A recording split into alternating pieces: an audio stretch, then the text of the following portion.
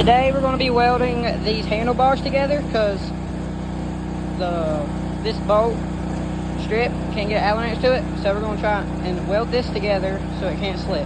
Turn our welder on. Got power, we got it all set and everything. So let's try an attempt to weld this.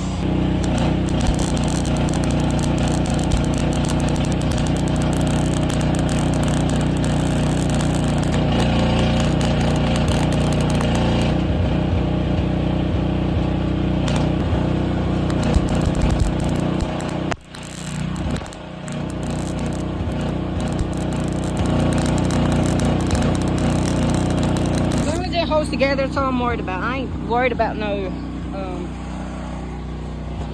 patterns or anything. Focus. If you don't like it, so be it. I'm just a matter of it holding together.